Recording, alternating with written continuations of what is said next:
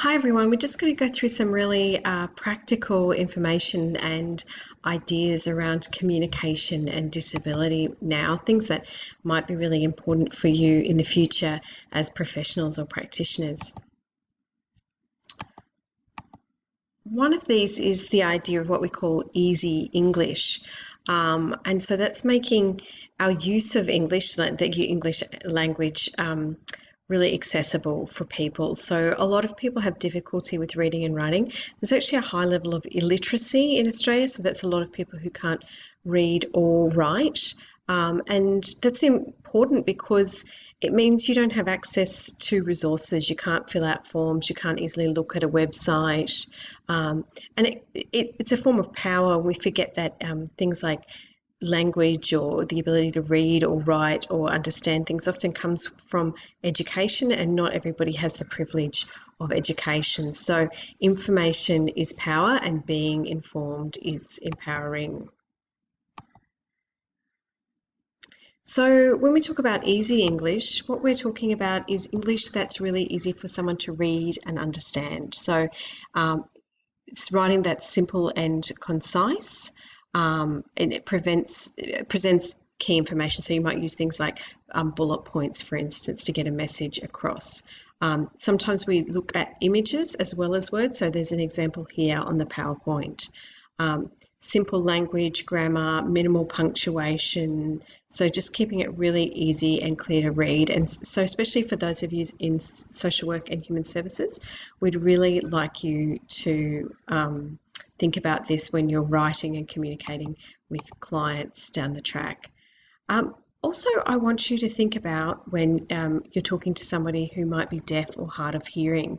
So please don't think that just because someone can't hear you, you can't communicate with them. You can. You're just going to need to do it in a different way. So you need to be a little bit patient throughout that kind of process. So some ideas that you might find useful are what we call, alternative kinds of communications or augmentative. So that could be using a notebook in a very simple way. It could be using a notebook with someone to answer questions, have a conversation, sign language or other gestures, or someone might be using a computer and that speaks for them, or they communicate through that kind of assistance. So we can also use that. There's also other ways that we talk and communicate that doesn't involve actual speaking. So facial expressions or gestures are important that we might have. Again, texting, writing things down. There's also non-verbal body language. And so somebody who communicates differently will be an expert in non-verbal body language and how to read people's non-verbal kind of behaviours and ideas sometimes. Sometimes people will need a little bit more time, and give people time. Don't be in a rush in having those communications. So we talk about and using again words that people might be familiar with. So that can be important. So using kind of that easy English as well. It's not to say people who are deaf or hard of hearing or with other disabilities are stupid, or they don't understand the language. It just is easier sometimes for us to use more simple phrases.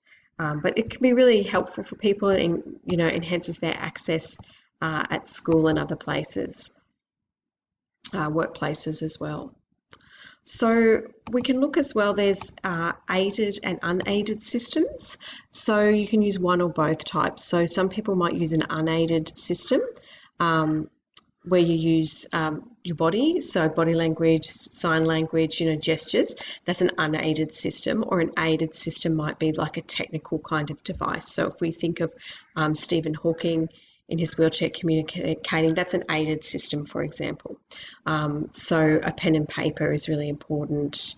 It might be letters. So it can take time to converse with someone when they're using an aided system, but don't be in a rush is what I would say. Here's a good image here of what some of those aided systems might look like.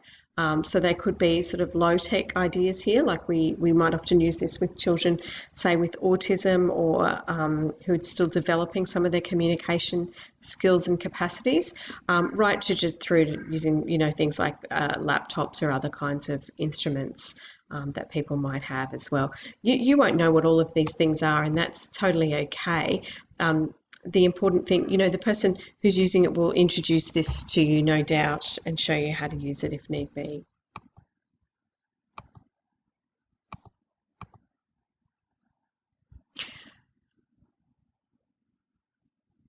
It's always a battle for people who have complex communication needs and who might be using some of these systems. So we ask you to be really patient around that. We've also had issues too recently with changes to the NDIS. Do people have the opportunity to use some of these systems or not?